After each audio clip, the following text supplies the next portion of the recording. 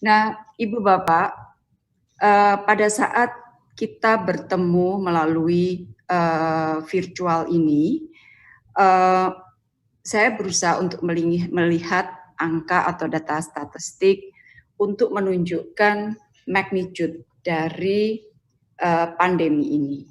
Jadi kalau kita lihat saat ini sudah lebih dari 7,5 juta orang dari 215 negara dan teritori yang terinfeksi oleh virus COVID-19. Lebih dari 7,5 juta. Memang dari 7,5 tersebut, lebih dari 3,8 juta telah dinyatakan sembuh. Hari kemarin, kita setiap hari menerima informasi masuk dari WHO. Dalam satu hari kemarin, pertambahan angka positif di seluruh dunia adalah sekitar 142.000. Cukup banyak Ibu dan Bapak sekalian. Dan sudah lebih dari 423.000 yang meninggal dunia karena COVID. Sudah mendekati angka 1,5 juta orang meninggal karena COVID. Untuk satu hari kemarin saja lebih dari 5.000 orang dalam satu hari seluruh dunia meninggal. Nah, di Amerika Serikat, negara superpower, kasus positifnya sudah melebihi 2 juta atau sekitar 27% dari seluruh kasus di dunia. Kita juga melihat bahwa kasus yang terjadi di Brazil juga sedang pesat, sudah lebih dari 802.000, disusul Rusia lebih dari 520.000. Nah, Brasil ini mencetak rekor negara dengan pertambahan kasus terbanyak kemarin. Dalam satu hari, Brasil kasus barunya adalah 30.412, sementara Amerika 21 ribuan dan India 11 ribuan dalam satu hari untuk kasus baru. Nah, kalau kita lihat Mbak Yukang, Mas, Ibu Bapak, dari angka 10 besar kasus COVID, maka 7 diantaranya adalah negara-negara dari G20. Amerika, Brasil, Rusia, Inggris, India, Italia, Jerman. Jadi 7 dari 10 angka yang paling besar datang dari negara G20. Ini untuk juga menjelaskan bahwa kebesaran negara, kekayaan negara, sistem kesehatan yang sudah lebih mapan tidak menjamin dapat menekan angka pandemi. Nah, kenapa saya sajikan angka-angka tersebut, Ibu Bapak? Karena sekali lagi untuk menunjukkan magnitude atau kedalaman dari masalah ini dari aspek kesehatannya. Nah, sekarang saya ingin sedikit berbagi data untuk menunjukkan magnitude-nya dari sisi ekonomi. Karena hampir semua negara di dunia saat ini mengalami kontraksi, termasuk Amerika dan RRT. RRT misalnya, ini perbandingannya kuartal keempat 2019 ke kuartal 1 2020, RRT 6% menjadi minus 6,8%. Berarti turunnya 12,8%. Jerman 0,4 menjadi minus 2,3. Prancis 0,9 menjadi minus 5. Inggris 1 menjadi minus 1,6. Amerika 2,3 menjadi 0,23. Australia 2,2 menjadi 1,4. India masih positif dari 4,1 menjadi 3,1. Saudi tetap di 0,3%, Indonesia 4,9 menjadi 2,97, dan Afrika Selatan tetap di angka minus 0,5%. Nah, apa yang ingin saya ambil dari angka-angka tersebut, Ibu Bapak? Dari 10 contoh negara G20 dari sisi ekonomi, hanya 3 negara yang masih mencatatkan pertumbuhan positif, termasuk Indonesia. Jadi Amerika positif tapi sedikit sekali, kemudian Australia dan Indonesia. Ini saya ambil 10 contoh dari 20 negara G20. Nah, kita perkirakan tantangan di kuartal kedua dan berikutnya masih akan lebih dahsyat lagi tantangannya. Nah, Bank Dunia menyampaikan data baru bahwa COVID-19 ini telah mendorong 71 juta orang dalam kemiskinan yang ekstrim. Dan jika penyebarannya tidak dapat dihentikan, maka angka ini dapat mencapai 100 juta orang. Angka ini hampir sama dengan yang dikeluarkan oleh IMF. Sementara itu dari UN University World Institute for Development Economic Research memperkirakan lebih jelek lagi, bahwa angka kemiskinan ekstrim dapat mencapai 395 juta dan akan ada 1,2 miliar orang yang hidup dengan penghasilan kurang dari 1,9 US dollar per hari. Jadi sekali lagi angka-angka itu sengaja saya sajikan untuk melihat magnitude dari dampak ekonominya. Nah, Ibu dan Bapak, dari aspek kesehatan, ekonomi sudah, belum lagi kalau kita bicara dampak sosial yang susah dihitung dengan angka. Depresi, putus asa, kekhawatiran, dan lain-lain. Ini susah diukur dengan angka seperti yang tadi saya sajikan. Itu adalah gambaran dari dunia yang sedang kita hadapi saat ini. Nah, tentunya pertanyaan kita sebagai bangsa, apakah kita akan menyerah dengan kondisi yang memang berat ini? Jawabannya pasti tidak. Kita tidak dan tidak boleh untuk menyerah, walaupun kerja kita memang harus sangat-sangat keras agar kita tidak terlalu terpuruk dibanding dengan negara lain. Kita tidak boleh menyerah karena kita tahu sebagai bangsa resiliensi kita cukup kuat, apalagi kalau ditopang oleh nilai gotong royong yang memang kita miliki sangat kuat. Nah, Ibu Bapak, saat ini kita melihat juga bahwa negara-negara di dunia sudah mulai membuka ekonominya.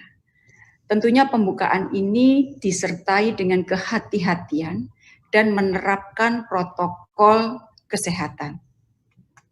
Kalau saya lihat perbandingan pola masyarakat dimanapun berada, saya melihat ada kesamaan, ada perbedaan. Kesamaan itu antara lain, jadi ada yang disiplin, ada yang tidak, macam-macam, tapi banyak sekali kesamaan. Misalnya ketidakdisiplinan terhadap protokol kesehatan ini bahkan kita lihat juga di Amerika Serikat. Di Amerika Serikat bahkan sebagian penduduknya berdemo untuk mengatakan no terhadap kebijakan stay at home. Mereka nggak mau, mereka keluar sengaja untuk mengatakan no. Nah, memang perilaku seperti ini memiliki resiko yang cukup tinggi untuk penyebaran lebih lanjut. Nah, fase-fase yang diberlakukan untuk pembukaan ekonomi ini rata-rata memang memiliki kesamaan. Jadi stages, gradual, bertahap. Negara seperti New Zealand yang memiliki disiplin yang sangat tinggi, sudah hampir 4 minggu ini tidak ada angka pertambahan positif, tidak ada kasus baru. Jadi sudah free of pertambahan COVID-19 selama hampir 4 minggu. Sementara di Amerika, menarik Ibu dan Bapak sekalian, bulan Mei karena pembukaan ekonomi maka menciptakan pekerjaan baru bagi 2,5 juta orang. Tetapi di aspek kesehatannya beberapa negara bagian mencatatkan kenaikan angka baru COVID-19. Ada negara bagian yang bahkan kenaikannya 50%, sebagian lagi 10 sampai 50%. Nah, pertanyaannya tentunya bagaimana dengan Indonesia? Nah, di Indonesia penerapan, kalau saya memakai terminologi bahasa Inggris, a COVID-19 safe productive society. Itu kalau kita pakai terminologi bahasa Inggris, saat ini mulai diberlakukan dengan sangat hati-hati di Indonesia. Dalam bahasa Indonesianya, masyarakat produktif aman COVID. Kadang-kadang banyak pihak yang menghilangkan kata aman COVID. Jadi seolah-olah hanya mengejar aspek ekonominya. Tidak sama sekali. Jadi nawaitunya tidak akan mempertukarkan antara dua pilihan ekonomi atau kesehatan. Tetapi produktif namun aman COVID, sehat dan produktif. Saya sengaja menegaskan hal ini, Ibu dan Bapak, karena sekali lagi banyak sekali pihak yang menerima ini dengan tidak pas, seolah pemerintah terlalu mementingkan ekonomi dan mengorbankan kesehatan. Sama sekali tidak benar. Nah, angka di Indonesia, kebetulan minggu yang lalu saya kembali bicara dengan Presiden dan Presiden memantau semua angka pergerakan. Jika karena pembukaan ekonomi ini kemudian angka barunya meningkat lagi, maka bukan tidak mungkin, dan ini juga dilakukan oleh banyak negara, bukan tidak mungkin akan diambil keputusan atau kebijakan untuk menutup kembali. Nah, saya yakin kita semua tidak ingin kita kemudian balik lagi back to square one gara-gara kita tidak disiplin dan sebagainya dan sebagainya. Nah, oleh karena itu sekali lagi kedisiplinan masyarakat ini sangat diperlukan dalam rangka kita sedikit demi sedikit membuka kegiatan ekonomi yang tetap aman bagi COVID.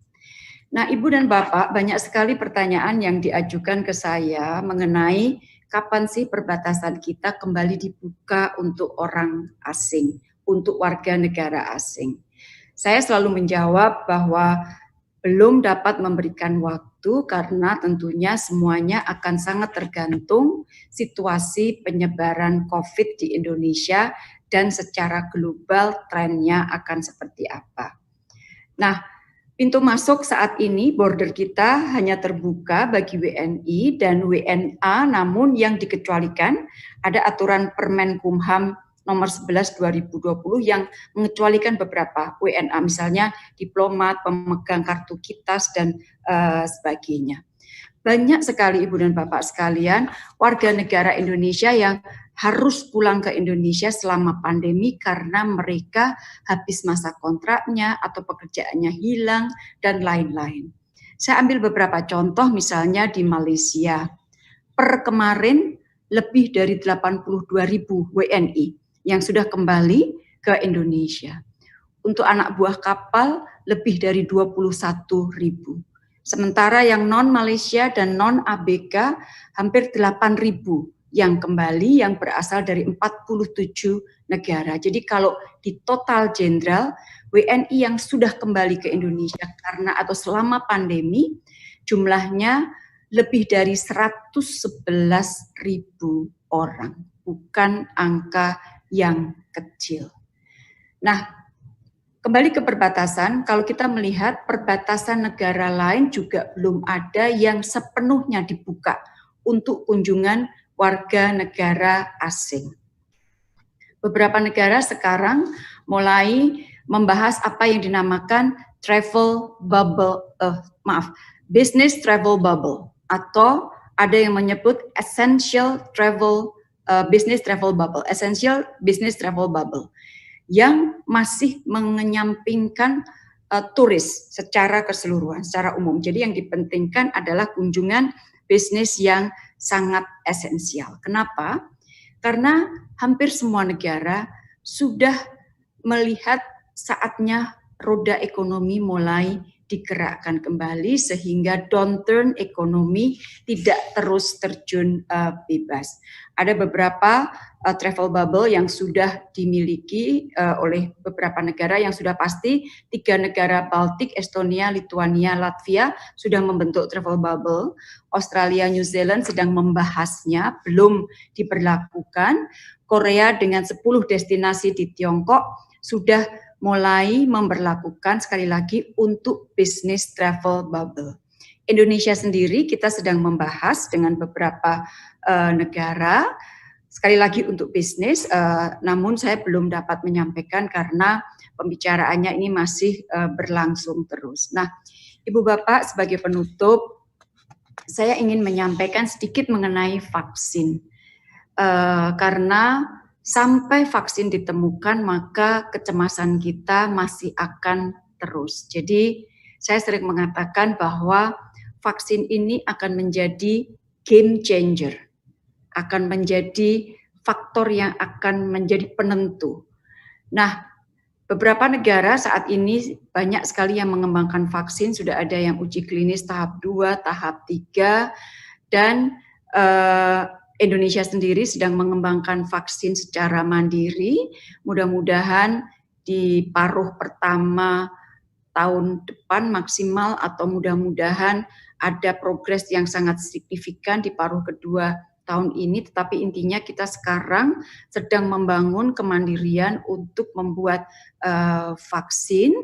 Namun namun kita juga sekaligus melakukan kerjasama dengan negara lain. Jadi tandem 2. Satu mandiri, ini long term, satu lagi kita bekerja sama dengan beberapa pihak lain. Nah, pertanyaannya bagi negara-negara berkembang, terutama untuk least developed countries, itu mengenai akses dan affordability dari vaksin kalau dia sudah ditemukan.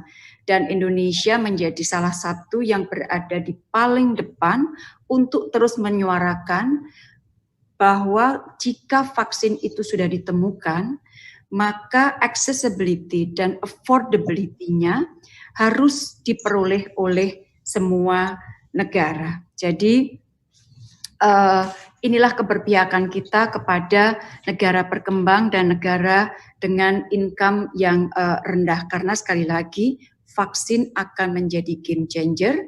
Kalau 1-2 negara sudah terbebas, tapi masih banyak negara yang kasusnya masih banyak karena kita ini hidup di dalam dusun yang sangat besar, yang satu, planet yang satu, maka masalah pandemi ini belum akan dapat diselesaikan secara tuntas. Nah, terakhir sekali, karena ini kita bicara di antara keluarga besar, keagama, saya ingin menitipkan satu hal mengenai energi positif, kesatuan, dan protokol kesehatan. Karena Ibu dan Bapak pasti memiliki pengaruh keluarga, lingkungan, dan sebagainya di tengah pandemi ini. Paling tidak satu hal yang kita bisa lakukan, suntik terus energi positif, galang persatuan dan kesatuan, dan selalu ingatkan untuk terus menghormati, menerapkan protokol kesehatan. Karena saya yakin kalau kita bersatu, kita akan dapat memenangkan peperangan ini, peperangan melawan COVID dan peperangan melawan semakin turunnya kondisi ekonomi dunia. Ketahanan kita sudah teruji dalam beberapa kali menghadapi krisis dan insya Allah bersama kita akan bisa melaluinya. Demikian Mbak Yukamas, adik-adik, ibu bapak yang dapat saya sampaikan. Nanti teman-teman dari yang sedang bertugas di luar negeri tentunya akan menyampaikan hal-hal pengalaman cara mereka melihat apa yang dilakukan oleh negara lain. Tapi intinya sekali lagi kita semua harus bersatu padu untuk segera dapat lepas dari pandemi ini. Sekali lagi, matur nuwun semuanya, jaga kesehatan.